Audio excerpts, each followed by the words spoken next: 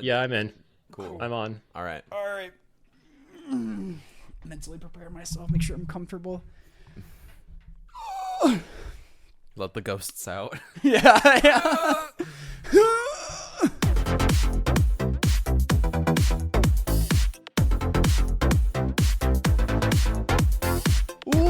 Welcome back, everybody, to another episode of the Common Ground Podcast, your favorite podcast. We talk about your favorite format, Pauper. This is episode 65. I am your co-host, Cameron Schindler, joined as always by Thomas, headed to Charlotte, North Carolina, United States of America, RC. Yeah. Brought to you by SCG Con.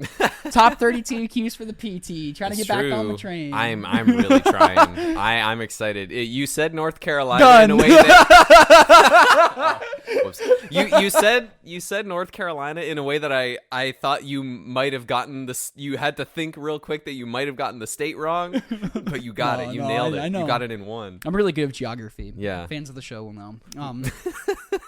No, I'm very excited.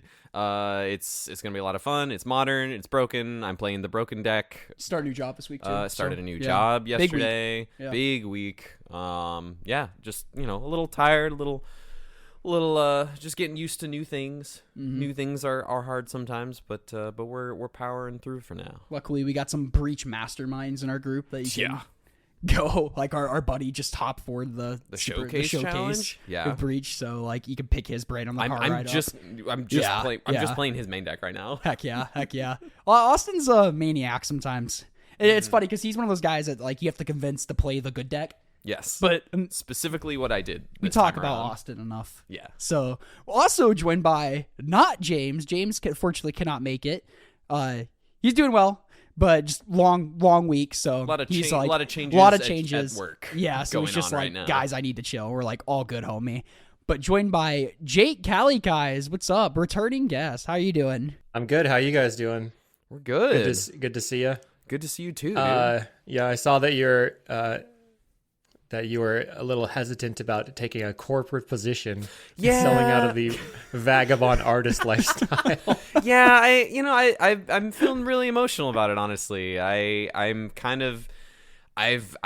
lived kind of an outlaw country vagabond artist lifestyle. You've had an quite interesting a long time. upbringing. I've been very self-made. Yeah. I mean, I grew up homeschooled, oldest of 7, below the poverty line basically my entire childhood, like self-made, got myself through school, like have done all my own stuff for forever. And so this is like my first actual like full-time opportunity with benefits, like in a corporate setting, like and your first 9 to 5. Right. Here are the expectations. Yeah. Like, I mean, I've had jobs similar like before, but like really just like settling into this and like thinking like, is this really what I want to be doing with my time? And I don't know. It's new. I had quite an emotional evening last night after the first day of just like feeling so many feels about it, and now I'm just kind of settling into it a little, taking it one day at a time. We'll first see how it paycheck. goes. Yeah. And then health insurance is sick, dude. Once that comes through, that'll be nice. But, we'll see how that goes. I think it's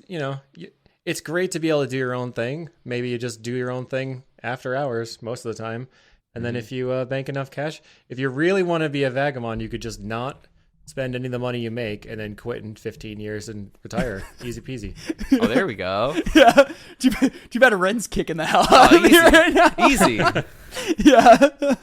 Yeah, they said there's like some song. This is "Money can't buy happiness, but I'm happiest when I can buy what I want." Yeah. It was Dane Cook or something. He goes, "Money can't buy happiness. Money buys a jet ski." Yep. Try to look sad on a jet ski. Yeah. It's like I'd rather cry in a Ferrari than my bed if I could. Actually, the only time I've been on a jet ski, my cousin drove me, and they made me sit on the back, and I had no control, and he was just like doing jumps and stuff, and I wasn't actually having any fun. Oh no, that I does was not. like, I don't want to do this again. If I were driving, it would be a lot better. You feel more control. That's sick. My uncle owned a marina growing up, so I grew up on like the lake a little bit with my cousins and jet skis. It was really fun. Like I'm good childhood in that regard. Like that was sick in most regards. Jeez. Yeah. But we're having you on today because you just participated in the New York Upstate the Pauper. Upstate New York Inaugural There we Upstate New York Pauper Open. Yeah, Inaugural Upstate New York Pauper Open. So I guess it'll just be the New York State Pauper Open winter or summer or spring or whatever the next one is. It'll That'd just be be like sick. that. But this one was the inaugural one, Yeah. which is pretty cool because I was saying this around. This one got 72 players and 78 people registered, so we missed some on the day. And I think that is the largest like player organized tournament that has ever happened in the United States. It's amazing. Like we had ones at the SCG at like SCG Richmond, I think, and then also at MagicCon Chicago, and those were like 100+ players, but those were by organizations. Right. Yeah. So this one was like grassroots, which is pretty sweet. And It I is, at least definitely for feel like Pauper, I was yeah. just pushing hard for people to come on out, and we got Brian Cook involved too to help bring people out, and we were able to get a ton of people there, which was really awesome. Yeah, it was really awesome to hear people because, you know, we have our Discord now for the podcast, and a bunch of the people in Discord, as well as you, were, you know, psyched to play the tournament and getting like updates from people. And it was just really exciting. The top 8 picture, everyone, huge smiles on their faces. Yeah, Like, yeah, yeah. no, that's really awesome. I hope everyone involved is super, super proud of yourselves. Even the event organizer, the TO, is also in our Discord and was sharing updates and stuff. So like, yeah, a really cool community effort and really, really cool to see it happen. Real quick, before we dive in too far, I want to give a shout out to another event that's coming up. I mentioned to them in Discord that I would give them a shout out. It's another Pauper event on the West Coast this time. The West Coast, a Pauper Open in Santa Clara, California. This is in tandem, I think, with Laughing Dragon. In Santa Clara in 2025. Saturday, April 19th. You can win a spot in their winter championship as well, and some other custom rewards for top players. So I saw it's Altered upcoming. Card Clan Shamans. That's yeah. pretty cool. Yeah. They have some custom altars. Yeah, it's going to be super fun. So that's Saturday, April 19th, in Santa Clara. We'll share the information that we have, and it leads to an upcoming championship in. Or what is it? No, an upcoming Open in Southern California as well, and then their championship will be in Tacoma, Washington, in November. Okay. So a nice little Pauper series popping up on the West Coast. That's cool. Laughing Dragon puts on good events. They did they hosted the Denver. The Denver RC, yeah, they have their own like between modern there 20Ks around and stuff. They had an event in Houston recently too. Yeah. They'll always have like a booth at like the GP. Why can't I think of what they're called? They've got like cheap RCs, cheap foils and cheap like foreign I love cards. that stuff. binders I think and that's stuff. where I found like my Russian foil cast downs that I got. Yeah. So like that's sick. Nice. Do you want to plug Team Trios real quick too? Yeah, Team Trios game night, Columbia, Tennessee, March 15th. Pauper, Modern, and Legacy. Come play. If you're in the Middle Tennessee area, it's sick. It's really, really fun. We'll be battling it out all on separate teams because we want to play the Pauper seat. Most of us want to play the Pauper seat. So we'll be battling it out there. That'll be fun. All right. New York Pauper Open. So you walk. So Jake, you walk in the door. There's been all this hype. You've put in all this work of getting people hyped and Plugging excited. it, Yeah, yeah. plugging it. And we've been talking about it. And you walk in the door. What are the vibes? How are you feeling? How does it seem like everyone else is feeling? Give us a vibe check. So we ended up driving out there. I left in the morning and drove out through like the blustery upstate New York cold. And I get there, it was like 10 minutes before the venue's going to get open. So I was waiting for Mitch to come open the door, and there's like 4 people. Hey, can we go inside yet? And we're just standing around chatting, just freezing our brains off. And then we eventually get in and set up the room and stuff. Yeah, so it was pretty sick because it's at this brewery that used to be an elementary school, which was strange because you park at the elementary school. They still had the elementary school sign. So you could see like the name of it, and you could see the old playground. And like cool. One of the tables that they had put in the room for the event was like the old desk. So it's like for children. Amazing. So we brought in extra stuff. But the actual like main room at the place was this huge like open space with not the main room for the event, but the main room for the brewery. They had like 20 or 30 taps and like food, tons of tables, like skee ball, pinball, whatever. Nice. And then they had the event in 2 of the old classrooms split up. And everybody was pretty excited. At the very beginning, when we did the player meeting, Brian Cook gave a pack of KMC sleeves to every single person that participated, Let's sick. go. which was pretty hype. Yeah. So everybody's pretty excited about that. I haven't gotten a chance to use them yet. But Actually, I was setting up the tables and I come out and a dude that I know from Syracuse was already drinking a beer at like 10:15 in the morning, That's so getting fast. ready. In round 1 and 2, I saw the TO drinking beer while he was playing his matches. I was Do like, the dude, beer you gotta after slow each roll it. round. He goes, I'm drinking a session. It's all good. Jeez. But it was pretty awesome. Just, the facilities were great. It wasn't like dirty or crummy at all. And it's just really nice to have all the people there. That's They awesome. do food too. Yeah, I have like a restrictive diet, but they did a lunch break and they had everybody like put it in an order ahead of time.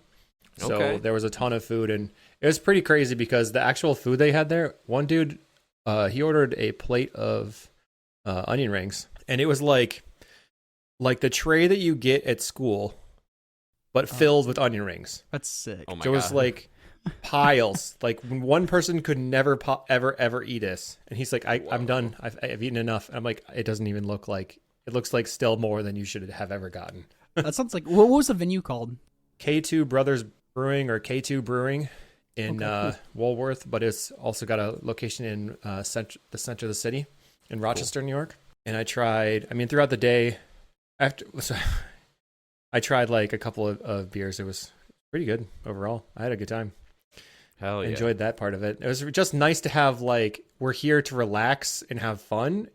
I've been to other tournaments and I think that this is sort of like a United States thing, but it's just really spiky when you have it at an LGS. It's like you show up, you do the thing. If you lose, you leave.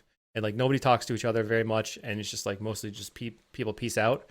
But Mitch also organized on-demand drafts that you could fire. He had a cube that you could fire. Let's go. There was like vendor selling stuff, and one of the local people just recently opened a shop, I guess, and he brought a bunch of foils that he just gave away.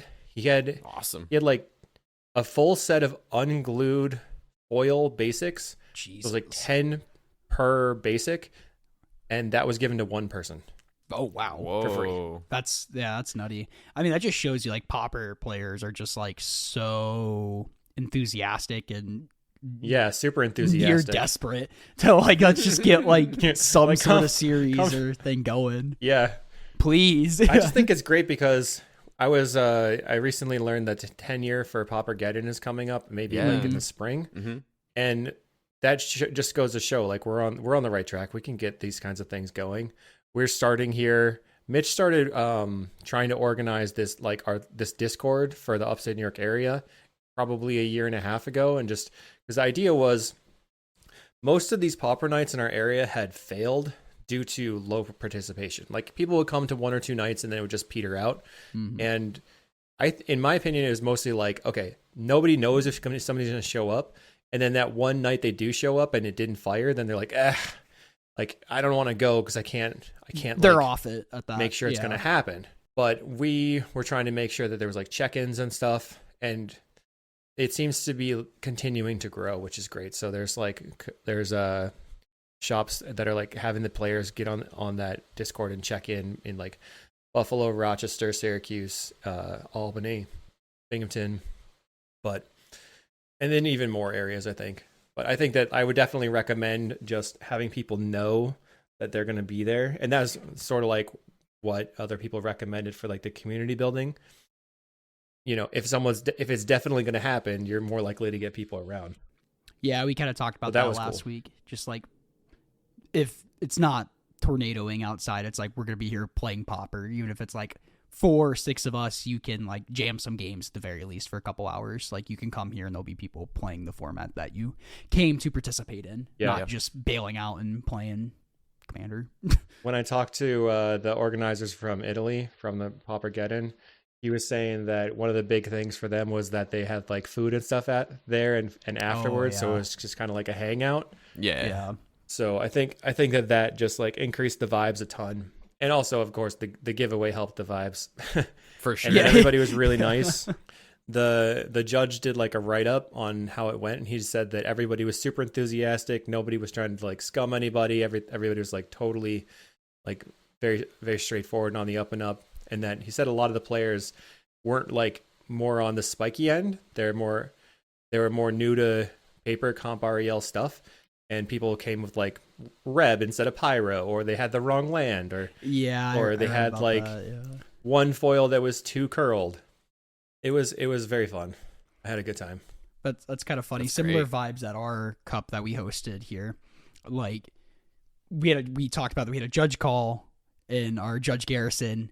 Somebody forgot the initiative trigger on their upkeep, and it was like lose 5 life, and they forgot it, and they're like in their second main phase, and they call the judge over, and the judge asks the opponent, "Would you like your opponent to put the trigger on the stack?" The opponent's like, "Yeah, sure, go for it." Garrison's like, "You do?" He's like, yeah, I don't care. I didn't hear about this. Yeah, so it's That's awesome. It's just like stuff like that. It's like, yeah, we're playing Pauper. Yeah, like when it's like these grassroots things where this isn't queuing for the Pro Tour. There's like at most like we can start some kind of league or championship that like we talked about that. Like if it's at most it's some league that feeds into, but it's like your local community. You don't want to be. It's not even scumming. You just want to treat your local community with like respect and some grace and stuff. So Yeah. We're all people. Absolutely. We just want to have fun. we're all paupering people. Yeah. Exactly. That's the nice thing about Pauper Yeah. is because Pauper is what's the word I want to use? The barrier to entry is so low for Pauper compared to every other format. Outside, unless you made up a format, like people play like Penny Dreadful or like Dude, I would argue the barrier to entry of Penny Dreadful is really high. Yeah, I mean you have to know what's Exactly. legal in You have Penny to play on Dreadful. Magic yes. Online. Yeah, you also have to I've Magic learned a new Online set every time. But, yeah, or like there was a guy who used to be in the Nashville scene who moved away recently, and he would organize these $25 budget build a commander deck with a $25 cap, and then white elephant gift exchange them and then play, and that was fun. I did that once or twice, and that was really fun. Like that's like probably the last time I actually played Commander. It was like a couple years ago or whatever, but like that was great. And like outside of like making up your own thing, I think Pauper has the lowest barrier to entry in Magic, especially like you look at like we've talked about it, I'm playing Breach in Modern for the Charlotte RC, and you look at all the Breach lists on MTG Goldfish, it's like $1,600, $1,700. Like I'm very grateful that I'm borrowing Mox Opals from a friend. I already own Urza Sagas. I'm borrowing my Tamios. Like I'm very fortunate to be in that position. But like, whoo-wee. So like, just Pauper It attracts a casual crowd. Yeah, It's sort of like fiscally you're talking about, not necessarily like understanding the decks and the metagame. right. Because I think people get confused as to they think it's like a dumb thing to be doing because it's just so basic. Right, and but like it is boring. not though. Oh yeah. But it's extremely complicated. So, Yeah, it is still. but an it's really nice that yeah, you can still like pick cards out. exactly. Yeah, you'll see that like on the Pauper subreddit. You'll hear like someone's first introduction to Pauper. They'll be like, "So it's not like that powerful for formats." Like, no, you're still casting Lightning Bolt, Brainstorm, and yeah, like those are very good cards. 1 mana 5/5 afford 2, and yeah. Deadly Dispute, and 4 mana 2/3s. Malevolent Rumble. Get 4 mana 2/3s. Get it? Yeah, Yeah. right. A 4 mana 2/3. Right. Yeah, wink, Right. wink. Of course, it's a 2/3. Wink. Anyway, I completely forgot what you're talking about because it doesn't register as a 2/3 to me. Yeah, that's Right? funny. I saw your face. Like, what the hell is he I was talking like, about? I don't have any idea what you're talking about.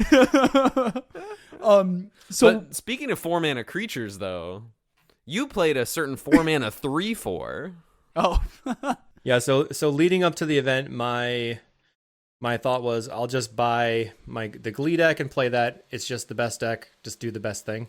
yeah. And I really didn't want to do it because I wanted to have fun, and I didn't find it to be super fun.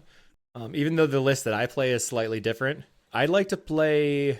So instead of Malevolent Rumble in my deck, I have 1 Energy Refractor and 3 Village Rites because I really value the turn 1 through 3 using all my mana. And Sure. like playing Colony Garden, Village Rites, play Shambling Gas, do a lot of things. Or like turn 1, Shambling Gas, turn 2, Colony Garden, Village Rites, and I've got a lot going on. It's like way better versus mono red. But I ended up after Aether Drift came out, and somebody spoiled, or they told me about Pactdoll Terror, and I was like, it seems like it could be okay. I'm not sure. And I started playing it. I was like, I really want this deck to be good. I was doing so well. The thing is, this card, Pactdoll Terror, is a 3/4 for 3 and a black. says, and it's an artifact creature, and whenever it or another artifact ETBs, the opponent loses a life and you gain a life. So I've played a lot of familiars, which has an 0/4 for 1 mana that says whenever you cast a Grixis colored spell, you gain a life. And it's basically why familiars is good, because you just can't die. Yeah. And all of a sudden, I have a card that's the same as this, except it also kills the opponent, which is like mind blowing. If that thing were if that's how the Faithful worked in familiars would probably be the best deck, like right away. Yeah, your combo wins. Yeah, it's because something that you can play just for value also wins the game, and that reduces the amount of combo pieces that you have to play. So I was looking to play on the Thursday night FNM or Thursday night Magic, playing Pauper before the event, and I went to go like put together my cards for that because I had the Glee deck made, and I was like, I'll see if I can make the Altar Tron deck, but my cards were like, my deck was like 6 versions prior. It didn't have any of the right stuff, and I was like, this is just too much of a hassle. When you switch decks on Magic Online, it takes you about 3 seconds. And when you switch decks in paper, it's like, I got to go to the shop. I got to unsleeve this card. We gotta I can't be bothered. Yeah, I feel that. Have like 6 half-built Pauper decks. And just like, I finally just went through and unsleeved it all. I still have my Boros synth that I made when I started playing Pauper. It has prismatic, or no, it has Pentad Prism. It never even got updated with Astrolabe. That's how old it is. Nice. It does not have synthesizer in it. All my decks were so old. When Gush and Probe and Daze got banned, I started unsleeving some parts of my Kiln Fiend deck, and I pulled out, because I purchased it from another player, I pulled out 5 Gitaxian Probes. Like, this guy wanted to win. Yeah, that's funny. Do you get an opportunity to play much paper Magic? So I go like maybe once every 8 or 6 weeks. Okay. So but I mean, I could go, but it's like, it's on a Thursday night. I stay out late doing it. I'm away from home. It's kind of a pain, but it's pretty nice because we've got like a good 6 to 8 people usually, I think, and sometimes 10 to 12. And nice. I brought my Glee deck. I got the round 1 bye, so I was 100% win rate. And then round 2, I paired into the exact same deck, except their list was different, but it was black, green plus red Glee, and I lost 0-2. And then in round 3, I beat Mono Blue Terror 2-0. So I ended up taking second place on Breakers because of the round 1 bye. So I appreciated that. That's wild. But I thought to myself, I just lost the mirror. And I if I'm going to lose to Glee anyway, I should play the deck that I want to play. Yeah. So I worked all Friday. I had the day off from work, and I was just working my butt off trying to solidify what deck I wanted to play. And I came up with this really sick version. I trophied. I was like, it's on. I'm doing it. Lock it I in. had like a 8-1 record on Magic Online. So Sweet. then I like hauled out to the LGS, and I was like, I need these cards. They're like, here you go. It was so good. Right away, they had all the cards. I sleeved on my deck, and I went out and brought Altar Tron to the event, which ended up being pretty sweet. And I mean, now because of Magic Online, I'm already like 6 versions past where I was there. So, you kick yourself for not bringing the best version, but it was still pretty good. It's always about like bringing the best version with like the knowledge you have kind of thing. Because you could always look back and be like, well, now that I know what everybody was playing, I'd rather like, I should have had like these sideboard cards and stuff, but you can only kick yourself in the butt too many times for that. And just like feeling like, even like you spoiler alert, you did well in the tournament, but doing bad in a tournament and feeling like you did prep well, you can still be proud of your prep versus like just nothing. And then I don't know, there's 2 sides of the coin, because if you have no expectations, it's hard to get mad at yourself. Right. Too, so yeah, well, I'm going with that. During the event, so Bryant asked for a content table, so I said I could probably do that too. And Mitch set us up with our own tables that were never moving. So he was table 1, I was table 2 constantly, 100% of the time. So I really wanted to not suck all day, because I really wanted to like earn that table. Yeah. So I have to pull up what I played against. I forget what I played against round 1. I think it'll just take me a second, but it's just like you're good. moving the cards in paper it's something so foreign to me. It was really freaking me out. So I remember feels specifically after round 1, I was Are you a card I flicker? don't know if I can do this. No, actually, I didn't know about flicking cards because I started on Magic Online. Yeah. I'd never even seen it before in my life. And then I played in paper like maybe 6 or 8 years after I was playing on Magic Online. I was like, what are people doing? What's happening? I go usually just set my crazy. cards down and just sit there. Like, who needs it? There's a trope, I guess, I have. Like, all my friends are like, you flick your cards faster when you start losing. I'm like, that's just not true. I just flick my cards like a mad. I'm like ADHD brain. I just go crazy flicking my cards. And now because I learned about it, because I learned about flicking your cards, sometimes now you can see, you probably don't see it too much because I'm not talking during this point, but I'll move my cards around on the screen when I'm playing on Magic Online. But most of the time it's like an optimization thing. I'll be like, okay, I'm going to move into this order. So I click in the center of the screen. Then the other thing moves over so I can click in the exact same spot to click to cast a spell. Just too much optimization. But yeah, no, I have pulled up what I faced. So in round 1, I was paired up against a Syracuse local, Salem, and they were playing Affinity, and they kind of like floundered a little bit. They had like double refurb in the beginning, and I just kind of like outvalued them with the terrors, and then in game 2 they went like multi spellbomb, and I just once again was just like, I'm just like draining you out of nowhere, and won the game. Yeah, you just Which have was like pretty a sweet. pretty good backup plan. Yeah. And then round 2, I was playing against Goldotha, and I believe they were on the play. And maybe I don't know if I was on the play or not. I think, but it didn't really matter because they had just like multiple Tomb Raiders, and I had the opportunity with like Tron Online to draw into any sort of life gain. And I probably drew like 15 cards, just casting Disputes and Eviscerator's Insights, and just drew more Eviscerator's Insights and Disputes and died. And then in game 2, I was on the play. I had like turn 3 Tron through like a crop rotation, so turn 4 I could start doing something. And they just led on like turn 1 Lackey, turn 2 Lackey plus Percussionist. I was like, that's not good. And then turn 3, I like get Tron Online and pass, and they go land Coldotha Bushwhacker and put me to like 7. Yeah. I was like, oh, I'm dead. And then I just recovered and did a bunch of nonsense and played like 2 Pactdoll Terrors, and I had all my blockers going, and I was up to 11 life, and they go, okay, Bushwhacker? I was like, okay, well, like, it didn't matter. Nothing matters. I don't think any deck, I mean, most decks that I was playing wouldn't have beaten that, but it was like, okay, I guess maybe I have to aggro mulligan or whatever. So I felt bad to be like 1-1 at that point. And then I played versus Is It Faye and was able to 2-0 them. And then like my wins were decisive because it just like overwhelms your opponent with this life gain that they can't go through you. And then I played versus Is It Terror and then Jund Wildfire. But a lot of these were, I tried to record it with my phone, but I'm having a hard time like figuring out how to edit it down. Mm-hmm. And then after I played Jund Wildfire, one of the cool cards that they were playing was Night Soil, which I've never seen on Magic Online. I don't think it is on Magic Online. The card says it's like a GG enchantment, and for 1 mana, it says pay 1, exile 2 cards from a graveyard, create a insect. I have never seen this card. The reason this card apparently is good is because exiling the cards from a graveyard is part of the cost of activation.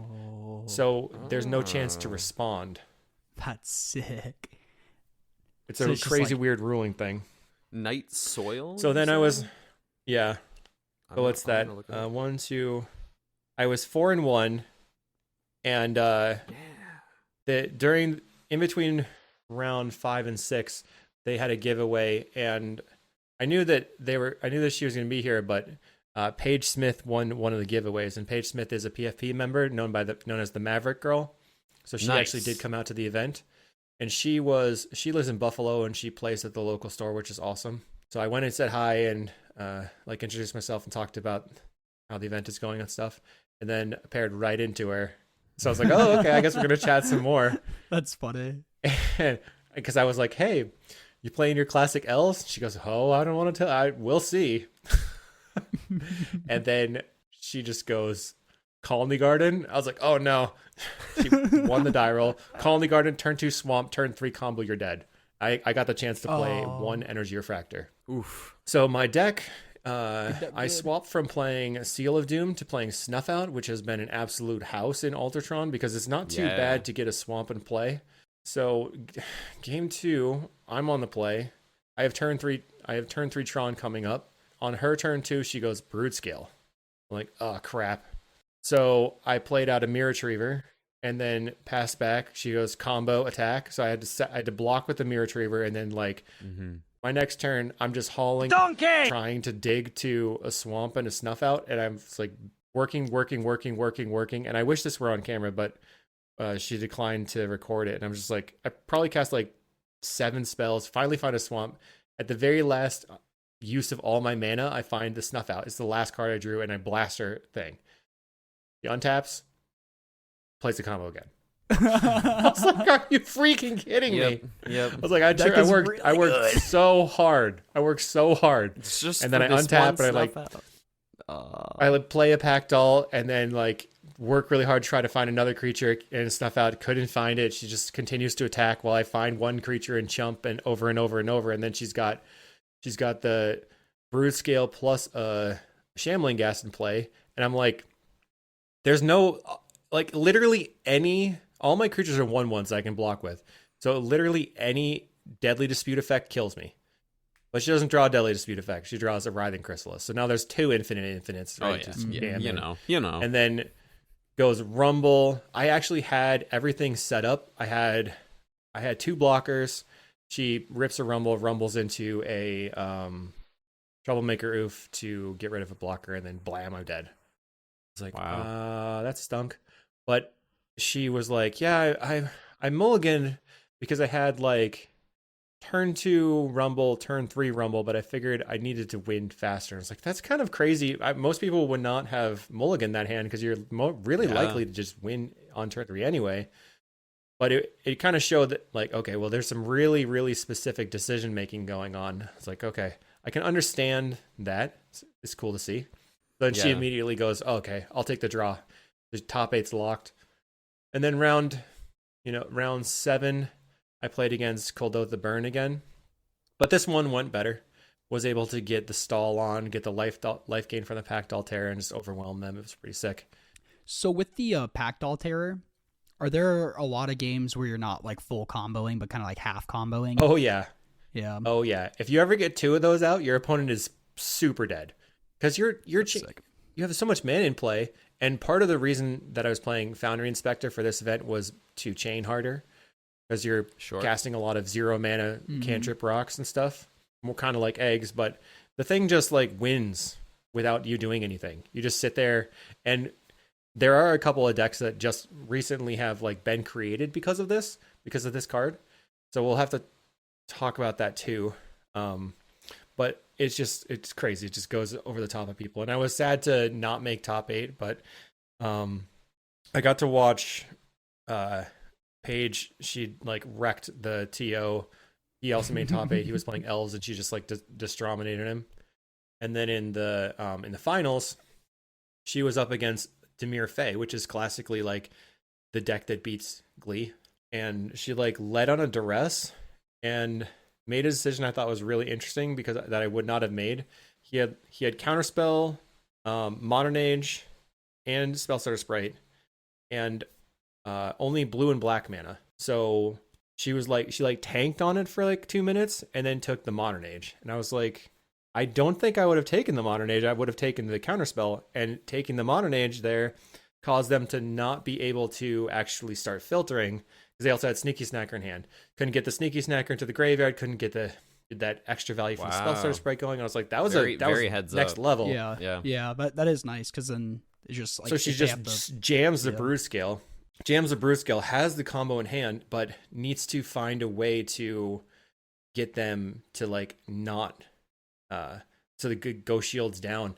And I believe she played like a Shambling Ghast or something for 1 mana that caused them to just snap off the Spellstarter Sprite, and they were able to convert that into enough mana to Glee, and then go and then just start black bopping in with the Brood Scale over and over. And the opponent was like, okay, play my Snacker, block, play this block, and they're just like blocking over and over while she was just like constantly ripping nothing, just dead draw, dead draw, dead draw, and then like, okay, I'll cast a rumble, it gets countered, cast this, it gets countered, and then eventually like was able to get the win with the like ripping a Nightblade after every single thing had been exhausted and the opponent had like Mystic in play and stuff. It was crazy. Whoa. And I don't remember too much about game 2, but I feel like she would be next level them for sure. I was like, these kinds of decisions are not ones that I would have made, and it kind of shows that the deck is like one of those ones where the bar is high already because you can just oops, I win, but then you go above that and you're just like playing like on. I was trying to say was I read a Season of Mist's guide to Black Green Glee. Mm-hmm. And the things he was talking about were so complicated that I was like, I can't actually play this deck. I need to not play this deck because it's too big brain for me. I was like I'm doing algebra and you're doing differential equations. You're out there doing calculus 17, trying to play around all this stuff and force your opponent to make mistakes so you can combo. And that's why you always win, because all I do is I put the combo on the creature and then I win. Too easy. I mean, Paige winning with this deck, like especially against like a bad matchup, but against other combo decks too, like winning the whole tournament, that's just best case scenario for you then. Like, because if she would have lost to like another combo deck, she's like, okay, maybe the deck's not that good, maybe it doesn't need a ban. But well, she told me, and she did post this on she posted on BlueSky. Her paper record with the deck was 26-1 going into the event. The only time she ever lost was the first time she ever played the deck. And then the only time she lost in this event was to one person which she defeated in the top 8. So she's lost 2 times in paper. Insane. Wow. Props to Paige. She was talking about how on Magic Online, there are moments where due to the number of clicks, you're like, well, I could take this or such and such line, which you're just basically not going to, giving your opponent an out. And like, just because you don't have the opportunity to go off. And also the lag had been pretty bad. Yeah. So it's interesting. I was appreciative. I was very, very appreciative of like, in the trenches doing the work, clearly a very, very skilled and powerful wizard. So absolutely. I mean, it was amazing to be able to get the in-person interaction with the PFP member for sure. Yeah, I was like cool. pretty excited. Cool. And we also got to hang out and talk, and like, I don't know, she was drinking something and I was drinking a beer, and then we were just talking about GameCube games and Sonic the Hedgehog 2 and stuff, because her side hobby is just old retro video games or just any old video games she can play. I was like, have you played this Sonic game or this one? It was sweet. That's awesome. That sounds like a fun event and stuff. We'll have to try to get up there next time. She got to like hold up the trophy, but they're saving it to like put everybody's names and deck lists on, and everybody got a medal and stuff, some cash money. It was pretty awesome. And then since then, back on Magic Online, I went 29-6 with Altar Tron for an 82% record. Dang. Nice. So the deck is cracked. So, I gotta give it a try. What changes did you post? So when I brought the list to the event, I was playing 3 Foundry Inspector to try to like be more explosive. Mm-hmm. And I've now since then gone back to, I cut the 3 Foundry Inspectors for 2 Golem Foundries, and then I swapped one of the Inspectors, and 1 Ichor Wellspring for 2 Wizard's Rockets to kind of like put more 1-drops that I can Deadly Dispute into the deck. And in reality, the Golem Foundry does synergize in such that you can sacrifice it to the Ashnod's Altar. So it's sort of like when you have both of those in play, you have a cost reducer, but it's more like 2/3 of a spell per artifact. It's kind of like mid. But what I found was that as you're just kind of like valuing them, you're also threatening, okay, I'm just going to plop a 3/3 down that drains you for 2 for no reason. Mm-hmm. Or like I'm gonna just come out of nowhere. And one of the decks that I was losing to was Is It Terror, or I mean not Is It Terror, but Mono Blue Terror. And the golems just being like tons and tons of chump blockers can really turn that matchup around for sure. So that's my most recent deck, which you can see in my Magic Online or the MTG Goldfish. But I've just been having a blast. Like my Goldfish page used to be like fams, and right now it's Tron, Familiars, Brute Scale, Tron, Poison Storm. Yeah, I saw the Poison Storm one earlier today. Yeah, that's funny. Yeah, we'll post like your YouTube link and stuff there too, so people can like check out your videos and stuff on that too, because I'm sure you have plenty of Yeah. great information for that deck. Yeah. Well, so it's pretty weird, but also awesome that these decks that I'm just like, I really want to have a good deck to play for myself that I enjoy playing, and the other people are like, oh, I want to bring that to Paupergeddon, or oh, I'm going to play this. I just played it on Magic Online. When I played Poison Storm, I paired into a person playing Altar Tron. I was like, yes, that's cool. That's happening. funny. So at the meta abroad, the 72 people, from what you saw, was it pretty diverse? Like, do you think it was, like, what was the most represented stuff you think you could see just from, like, walking around and stuff? Like, usually in paper, we see, like, mono red tends to be. I think there was a lot of Brood Scale, but there was also, like, Affinity. There were a very large amount of Cycle Storm players, mostly because Cook was playing Cycle Storm, Bryant was playing Cycle Storm, and then a couple of his friends were, plus one person was playing, like, a budget Cycle Storm list. There were a lot of elves, a lot of walls. I don't think there were any other Altertron players. I don't think I saw anything too crazy. It was weird to pair against in Is It Fae, but I do think that people that like to play those things played a lot. And then there was also like some Jund Wildfires and stuff like that. It was really hard to get a read on the room because I was kind of just sitting at the one table the whole time.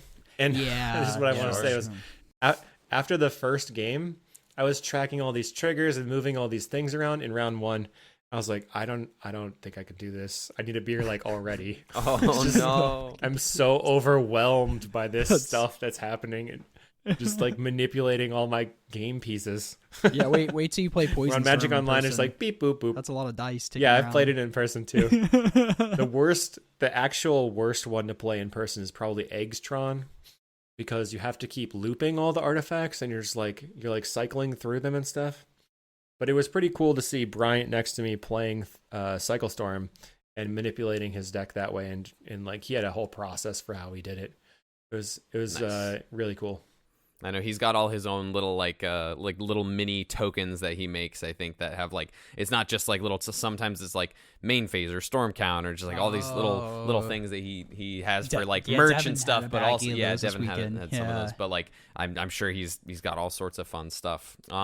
Storm tokens, mana tokens, all that good stuff. Yeah. And it's cool to like walls and elves and like decks like that, like Is It Fae, like you said, like these are decks that people just play because like they're the decks they own in paper. Like that's the magic of a paper Pauper tournament is like people will just play these things. And like I'm gonna read through the top 8 in a second, but like we have an elves and a walls player in top 8. Like we had a walls player in top 8 at the Common Ground Cup. Like people show top up with these decks in paper too, honestly. Walls does. Yeah, like people just love these decks.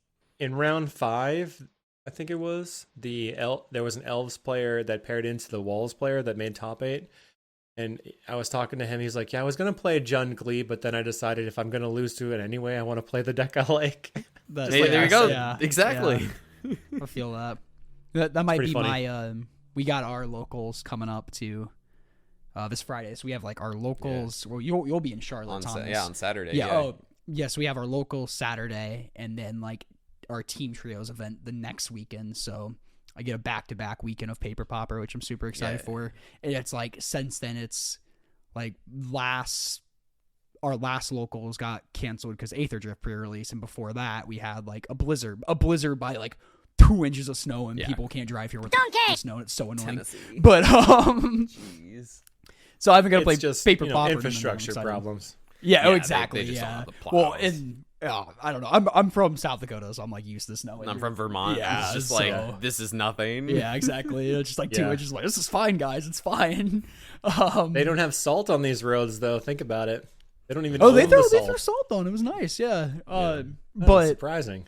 If you're going to play in paper right now, I think it's going to be almost a Wild West if anybody is paying attention to the Magic Online metagame, because things are moving really quickly with this Pactdoll Terror stuff. It's just really crazy, because the first thing that I saw with Pactdoll Terror was a list that topped an IPT, which was the Steelfin Whale combo that I think you guys talked about. Yeah. Yep. It's a pretty cool deck. It mostly is just Affinity that has that drain thing and can randomly win. But then some players started playing a mono black artifact like aggro with the Terror as well, and like Glaze Fiend. Yeah, That's I pretty saw strong. one of those lists. That looks sweet.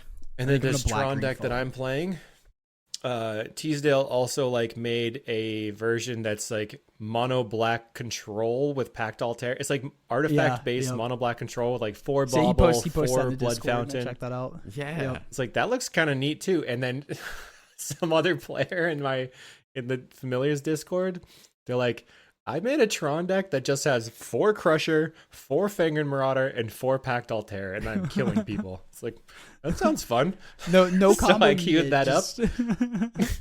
Yeah, because you're barely ever comboing people. So I found when I was playing the event a couple times, there's like never found the combo and just won anyway. Mhm. I was like, okay, I guess this just does the thing. You just like every deadly dispute drains you. Every time you cycle, you play a map out. Once you have 2 Pactdoll Terrors in play, things get real fast. Exciting. Throw Reckless Fireweaver in there. Ooh. Get all the damage. Yeah, I actually paired against a person playing. I think even Weber was trying like a red-black affinity with Fireweaver and Terror. But the thing is, the drain is the most important thing. Yeah, if you're not trying to kill your opponent, you're just staying alive, and that makes you win. Which is sort of like how all the decks I play end up going. Like Familiars, Poison Storm, Altar Tron. You just don't lose, and then you're the winner. I just picked up Black Green Fog, and I like just the 2 He's pickup having games. so much fun with it. I played with it. I'm like, this is for me. I think I've like goldfished like for like 2 hours last night, just my like shuffling God. and stuff. I'm like, this is For real? sick. Yeah, and I'm like, okay, I got a formula in my head for Stream of Thought. Basically, how much mana I have is how many cards I'm milling you for and stuff. So it's as long as it's divisible by 4, I have the 1 blue mana. How much mana I have, that's how much I'm milling you by. Oh my and just like goodness. crap like that. I'm like, in my head, I'm like, okay, I'm only gonna Stream of Thought when I have a Campfire on a Tangle turn, because then I have a turn to take off because the creatures are tangled, and I can Campfire, shuffle it back in. I don't know, the deck's cool. Yeah, we played a wild long game one. Fairies, I was playing Mono Blue Fae, and you got an early Crypt Rats down and took out my first wave, and then I was like, oh, I just need to like stop the Crypt Rats from happening and not care about the Weather the Storm, not care about like all these deadly disputes, and just like sit back and chill. Yeah, Just not fight over the fogs. Just eventually, I will attack enough. we never got to eventually. No, we didn't. James came over. James came over We to recorded get the us, pod. but oh yeah, no, what were we doing? Usually the way that you beat Fog if you're playing a blue deck is you counter all their draw spells. And then you strand them with 0 draw spells in hand. and they can't do don't anything anymore. tell people that right now. We can tell them that after. But it's very hard to counter the draw spells nowadays because you have Deadly Dispute drawing 3 cards and you have Eviscerator's Insight. And in the deck that I played for the event, I decided to play Eviscerator's Insight over the Grim Search that I'd been playing before, mostly because it is like a deep analysis where you're fighting against Duress now and you're fighting against a lot of counter spells, and that even just a 2-for-1 there is pretty huge. So you're kind of still doing like the Pauper thing of, oh, I have to eke out the value. Yeah. Speaking of value, our top 8 players from the event won some value. What was the prize split? What did the prize split end up looking like? So they got I think $1,000 across. So whatever that is by 8. Sweet. They ended up splitting it and then playing for the trophy. The trophy, yeah, that tracks. That makes sense. That's like $1.25 a piece. Great. $1.25. Cool. Yeah, take that. Yeah, sure. And then it also flowed down to the top 16 for 40 each, basically like giving you your entry back, which was cool. That's awesome. Get some beers. Yeah, that's awesome. Let me read off this top 8 here. In 8th place, Zach. Is it Laux or Lukes? I think it's Zach Laux on Gruul Panza. 7th place, Colin Chilbert on Black Green Glee Combo. In 6th place, David Graziano on Grixis Affinity. In 5th place, Michael Gilpin on Coldotha Red. In 4th place, Ben Yet playing Walls Combo. In 3rd place, the TO of the event, the tournament organizer, Mitch Brown, playing Elves. Nice. In 2nd place, rigged. It's You're rigged. It's totally rigged. Yeah. In 2nd place, Eric English playing the blue-black Sneaky Snackers fairy deck that you alluded to. And, of course, in 1st place, Paige Smith taking it down with her Jund Glee combo, or at least black-green with the Chrysalis. I don't know exactly how Jund, but yeah, that's, it was black-green plus Chrysalis and 2 bridges. Her deck is public, I think, somewhere. But she decided to play 2 bridges because she felt like she liked the fixing from that. She's playing Rumble, Nightblades, and Munitions and Chrysalis and stuff. nice. Yeah, so pretty standard Jund Glee deck. Sweet, yeah, no, awesome. I mean, she basically looked at the list from Hamuta's challenge win and kind of adjusted it. That's Nice. a fair place to start. I would trust Which is Hamuta's honestly, starting point. Hamuta's challenge list is my list that he slightly adjusted. Because, it all goes full circle. It's I'm all. like, I feel good about this. It's just a loop. It's just a circle. No, it's awesome. But like, if other than the Glee decks, which like are technically two kind of different versions. Yeah, like they're completely different. Yeah, totally different. If you consider them two different versions, that's 8 different decks. Yeah, and then yeah, going that's all the way nice. down, like all the way down to 10th. I don't know if you know what 11th place is playing, but like all the way down to 10th because you are in 9th. Unfortunately, you bubbled out. And in 10th place was Bryant Cook, the Epic Storm, and you two were on different decks than any of these decks as well. So a really, really great diverse showing, which is just consistently what I think we see at this like local, like this like medium-sized tournament local level for Pauper, which is awesome because everyone gets to play the decks they enjoy, and everything is pretty well represented. Everything just has game against everything in this format. It's so beyond fast, a couple of specific situations. Like if you just die to the early Glee combo, like okay, that kind of sucks. Or Kadoltha's you. Or yeah, Kadoltha's They have two you, bushwhackers and a Kadoltha. or like it's triple terror then he on has turn the 3 KCS. or whatever. Yeah, like Natural Tron. yeah. I think every deck that's like tier 1, they have to have something that just obliterates you. And every tier 1 deck, I think every tier 1 deck can just basically have a nut draw and just stomp you into the dirt. Yeah. And if you don't have that in your deck, you can't possibly be tier 1. Like you're tier 3. Right. I don't know. Which is Moments sort of Peace how is pretty Pauper is good, right I now. think that's the nuts. Moments Piece? It is good because I can't use a counter Ooh, nice spell on it. attack. Moments Piece. yeah, sick, dude. We actually saw a little bit less diversity in the Italian events lately. I don't know if you guys have been following that, but it's been like 20 to 30% Glee, like every single event. Mm-hmm. And a lot of them were like 4 to 6 in the top 8, which is kind of sad. But that was also at the time there was a very large amount of lag on Magic Online, so people like couldn't do. There's like you could barely even use the application. The first or the second time it like after. changed things. Oh, it happened. The most it happened recent 2 times. So they yeah. they added some change and it totally borked everything, and they had to like revert it after like a week of lag, and then another thing happened and they just had to push it, and then they just had to try to fix the lag. It was like probably 2 weeks of just grossness. But it was also funny because when you play familiars on Magic Online has a memory leak, so more triggers, more leaking basically, and it gets slower and slower. And since I played Altar Tron, like the hard to play version before, and I'm used to the whole application chugging and like barely working, and I'm min-maxing everything, I was like, this is pretty normal. I don't have any problem with this. Everyone's complaining. Like, oh, it was fine. Yeah. It feels Business normal. as usual. I was born for this. That was really funny. Cool. Laughing. You go ahead, Cameron. Do you know the top 8 list? The Gruul was that like the Teasdale, Briar Husk list? No, they're literally playing Ponza. Ponza? Heck yeah. Like That was my assumption. Yeah. Acid Moss Thermokarst. Let's go. Yeah. Yeah. See, that's, I think it was people like say it's Cascade "Oops, not Ponza. good." Yeah. Like people say it's not good, but it's like, yeah, combo off when you have no lands, nerd. You know? I'll just blow up your lands. You don't get Hopefully to you're play playing Magic. safekeeping. Yeah, good point. Never mind. Oh yeah. Yeah, that Ooh, card's target pretty good. A good Yeah. player knows how to play around the Ponza deck, and a bad player gets stomped. So when I played true. against Ponza's Black Green Glee, I got my butt kicked. Yeah. I had a thought and it went away. That's okay. That happens as you get older. No, it sounds like a blast. I would love to make it up to like the next one sometime. That'd be Yeah. cool. Like, Are there any chats? Hopefully we know when it's supposed to happen. Yeah. I know. Yeah. So Mitch said that he wants to get like the metagame out and the list for everything, and then try to work on what's happening for the next thing. There was Wi-Fi there, which was pretty cool, and I think he wants to do it at the same location. Sick. It was like a ball in location for sure, but next time I would definitely want to just spend the night, because I drove back starting at like 10:30 through a snowstorm, like an hour and a half home, and it was like 9 degrees out and zero visibility. Yeah. One of the Sounds other awful. players was joking that he's like, "Oh, you just get on the throughway, just all of a sudden you're home. You won't even remember it." And then he sent a message to Discord. He's like, "I definitely remembered that one."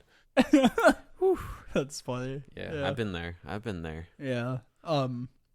But yeah, we'll try to make it up. We'll try to make it up to one of these. It'll be fun. That'd be awesome. We love that these More Pauper, more events, more grassroots Pauper events, because we're kind of taking a page out of the Cube world. They're like all of like after CubeCon, all of these big like to medium sized like Boston Cube or Steel City Cube, all that fun stuff have been like popping up with like great success. So it's kind of like the word's out about Pauper again. People are paying attention to it. They're don't have enough tickets for people and stuff. Like that's a good problem to have. And now it's like, okay, how can we do something similar to this? You know, how can us Americans play some nice Pauper? Yeah. And I mean, I like to take some credit for the organization and stuff, because I was talking with Mitch a lot, but he did 99.99999% of the work, and I was like the hype guy, I guess, the voice to the people, which is fine. It's a good place to be, and he was the one that lived in the area, but he did a lot of legwork getting it done. So definitely props. That's nice. Awesome. Is he affiliated with an LGS or anything, or is it just him? I mean, not like no, he isn't. He like they play at an LGS, but he doesn't have like he's not like working for anyone specifically. Yeah, that's cool. So really, just like a passion project. Then yeah, I think a lot of it is also like I want to go to Paupergeddon, but I don't have $1,500 and a week. So I have to know. do yeah, that's the hard here. part. Yeah. I mean, well, just international flights are just very pricey. Yeah, that too. So yeah. Mm-hmm. But Take a I train think over. it's $1,500 to get to the cities from Syracuse, or I could drive like 6 hours or 8 hours to get to Newark and then fly out of there, and it'll only be $900. It's like, I think I don't want to take that drive. I'll just spend the extra cash if I make it. mm-hmm. I do want to make it at some point. A lot of Same. times the people will like chat with me on Magic Online, be like, "You coming to get in?" I'm like, "I do want to go. I would accept sponsorships." Yeah, as let's say we need that content creator like sponsors. Like, yeah, bring us over. Yeah, there you go. Something to work towards, maybe. Yeah, that'd be They're funny. like, That's we the don't have dream. to advertise to you. We sell out every time, 100% of the time. Yeah, They don't. That's true. They don't need What us. advertising do we need? Oh man, Yeah. I wouldn't be surprised if they broke 1,000 this time, like for the That'd be 10th sick. anniversary one. Yeah, that would not surprise me. No, that'd be really cool. I just They'd don't have know to what get the their space. tickets They are. rent a that'd be- stadium. Yeah. Mhm. That's the problem. Cool. Anything else to share about the event vibes? Any other fun little stories? Any other fun little tidbits about Pactdoll? Anything else to share? Well, yeah, the Pactdoll Terror is pretty crazy. One person made me sign their thermokarst, which was funny but sad for me at the same time. I was like, no, don't thermokarst me. So was it after they cast one against you person too? No, they didn't pair against me, luckily. Oh, that's That would have And been then another savage. player had me sign Dust to Dust. I was like, that's fair. That tracks. Yeah. that's funny. I tried 2 different hazy IPAs at the event or at the location. I liked them both. So it was 10 out of 10. It was really funny because everybody was there for this. We did a lunch break for everybody to get food. And then at the end of the lunch break, Mitch is like, Pauper players, everybody back to the rooms. And this woman there with her kid and her husband's like, what's going on? Where are what? There's all these people here. Pauper players? What does that mean? That's funny. I was like, yeah, we're having an event. We're playing card games. So everybody's standing around with backpacks, like drinking beers. Yeah. Normal bar goers are like, what? What is this? That was kind of funny. Hey, maybe you get some of them to come play next time. You know? Yeah. You know? Everyone has extra decks. Completely. It is different really story. funny how Oh. the bar scene at like 2 p.m. is mostly just people with their infants.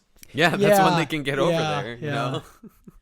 They're on the 9-to-5 schedule, and that's their weekend. Completely like different story, but the out of place bar scene kind of remind me of this is like, I don't even remember, 2020, 2021. So my brother is getting married on Halloween, and for the reception everybody was going to dress up, but like COVID happened, so they rescheduled it to the following July. but everybody still bought their costumes, so it's like, well, I'm gonna wear it. So like I dressed up as Harley Quinn, like had a crop top on, like super short shorts and stuff, and like I had my hair in pigtails dyed. Oh, like, the that's where that tips. photo's from. Yeah, I've seen that photo. yeah, and like the white makeup and stuff. But it's in the middle of July, and like it's my brother's brewery, so it's like with friends and family, and then we like go out to the bars. And people are just looking at me like, what the hell is this guy doing?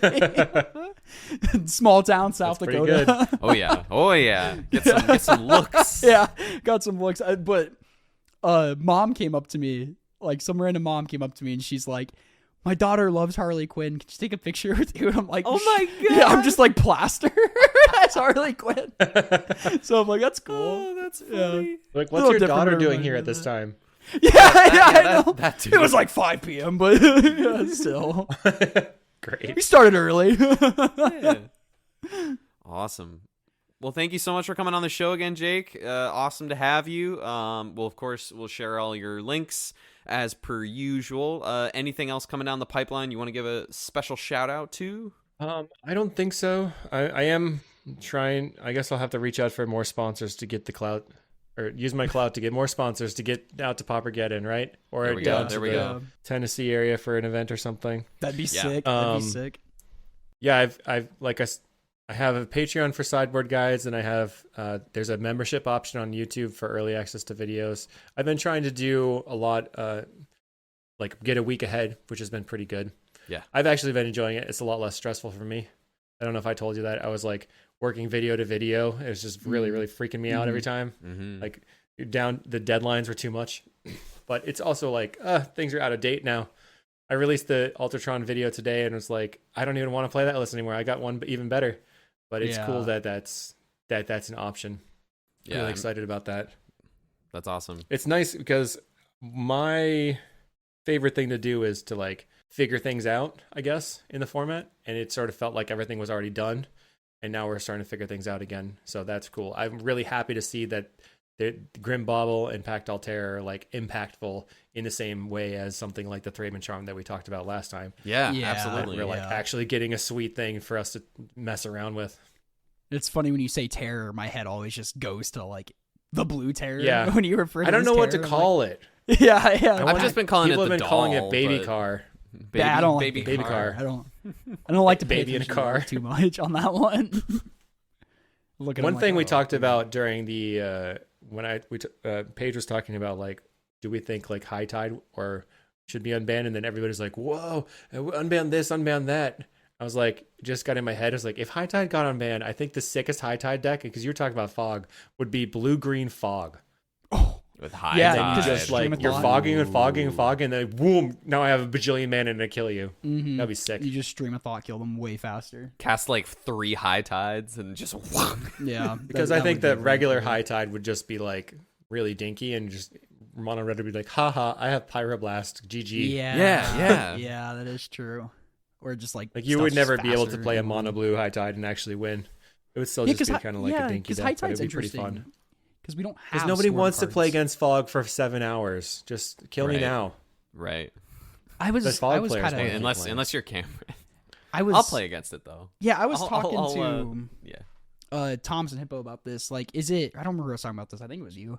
Is it scummy if it's like I'm playing in a paper tournament, my locals, and it's like game 1? They have the option to concede. Thank you. Okay, that was my question. You got it. Like, if I Your can whole kill them, I goal just don't. is yeah. Well, so I was actually playing one game in the event, and I think it was versus Faye, but I won game 1, and we were down to like 15 minutes, and I recognized that I was way ahead because the terror triggers, and I was like never gonna die. And I was just trying. I knew I could combo them at some point, but they had like a lot of interaction in hand, Mm-hmm. and they had like a relic on the table too. So I was just like holding pattern. It's like if we get to time, I win the match, which is not something you think about on Magic Online. Right. Usually it's like, Fair, okay, yeah. they're 14 minutes behind. I guess I'm gonna try to time them out, or it's like take actions. But Yeah. it's not in paper. It's you have to like play to the 1-0, right? So if they were pressured by the clock and they ended up having to like pull the trigger, and I was able to actually use that to fight into a position where I could combo and actually win the game. But I was like definitely playing for the time out there. Yeah, I've definitely had some matches either go to a draw or lose the match because if I like in turns where if I don't go for it, it's like a draw or whatever, but if I go for it and it works, then that's a win. But if I like it has to be this weird convoluted line in order to win in exactly this many turns once we run out of time, and like it's suboptimal play, but it is playing towards a win, and it's just really awkward in those spots. But when you're playing this deck, like you're up a game like that, like the control players in many formats. That's what I'm saying. Like I'm used to playing like control decks, but never like where I'm like imagining a scenario where I have Stream of Thoughts in hand and I can kill them. But I'm so far ahead in I don't want there to be a game 2. Like, do I just pass there and just like you said, they can concede if they want to? Mm-hmm. It was also like there was positions where I was like, I think maybe I could actually win here, but if I try to go for it and I don't win, then they like take the game back, and then they 1-1 and then we draw, and drawing is like the worst possible. Yeah, because then you don't have enough time. Yeah. Although in that case, I could have drawn, and then I could have not paired into Page, and then I could have won out. Oh yeah, you can't do that. You've done. I've seen you do that at a tournament before. Where it's like, I shouldn't have drew it. I should have played without my Thomas. Stop. Like if they win this one, if they win this one, I'm like no. You can't do that. I was like, well, just all do the best we can every time. Do your thing. But yeah, that's a weird thing. There's definitely a lot of things in Paper that are tough. I was trying to write down. I think I might have it. Do I have it? No, I don't. So I in the first game where I played against Affinity, I read my life total sheet, and it's like every little trigger is like down, up, down, up, down, up. So I have like 2 pages of the life total changing against Affinity in game 1, or like my paper's folded in half. It's like the whole thing is written on all the things changing, which is what happens when you're playing familiars too. Yeah. Then I played against Burn. It was like 20, 15, 0. 7, 0. I was like, nothing happened. I just died. There's like no space used whatsoever. That wasn't. It was pretty funny because you could definitely tell what my matchup was. Is it scummy? So say new scenario. I'm going to game 2. Okay. I'm up a game. Okay. 9 minutes left on the clock. Do I bust out my 1 pile shuffle? No. I've made a short about that.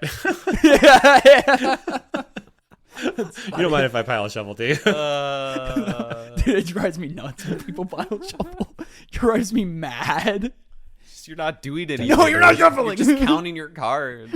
Cut your sideboard if you want to count your cards. Oh man. Did I tell you about my crazy turn with Ruby Storm and Paper?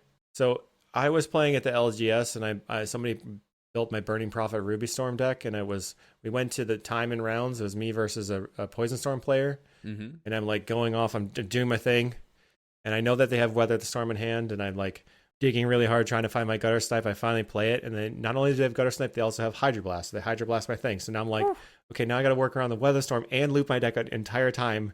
Like, to work really, really hard. I'm just going off, barely making it. Mana's just in the nick of time. I loop my deck. I get the thing. Finally get there. We look at the clock, -25. And everybody else is like, kill me now. Kill me now. Yeah. It's just the same turn, man. Yeah. These are the rules. I was having a great time. Yeah, you were. Yeah. That's funny. That's awesome. Oh, man. This kid playing Burn called Bryant Cook's Cycle Storm deck boring, and he was pretty tilted from that. Yeah, let's go. Yeah, I was watching your Turbo Fog video yesterday, and like someone was like tilting off in chat in a different language when you were playing it. I was getting joy when you were like giggling at people conceding early and stuff. You're like, nice. That's funny. Oh man, I picked up this Timmytron deck that just trophied recently. It's a mono green Tron. It's basically just all life gain creatures. And round 1 I paired into Kuldotha Burn and had turn 3 Tron.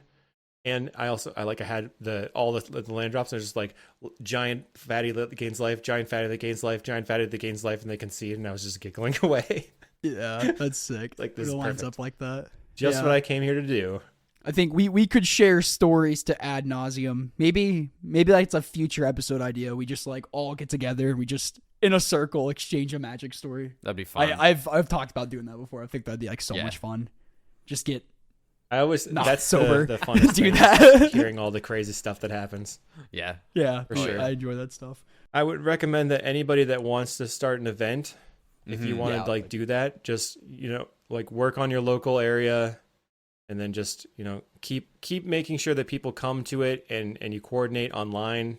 This seems to be the easiest way to get to people, and then publish it out there for everybody to see, and then try to use the Discord and BlueSky or community, all that, just to keep it moving, because it seems like, if the PFP is going to show up to these events, that's great, and then maybe we can just keep getting more of them, and like you said, get a nationals or a tournament circuit or something cool.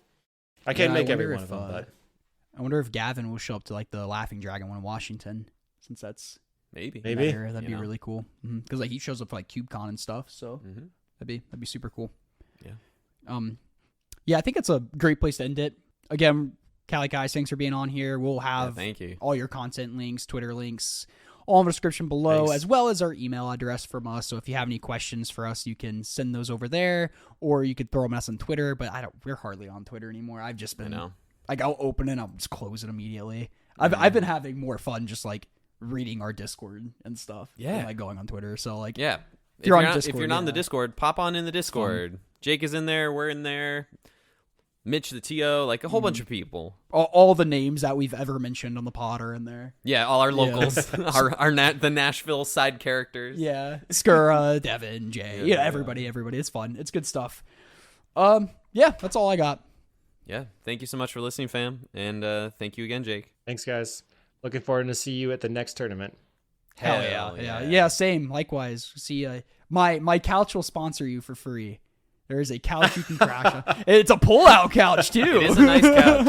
Whoa. Thomas has slept on it. That was great. Thanks, guys. Sick. Always, man. Thank you.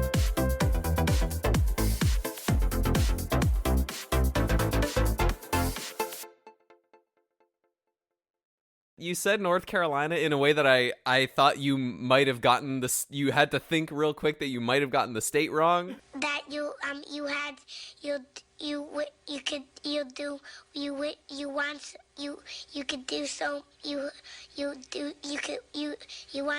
want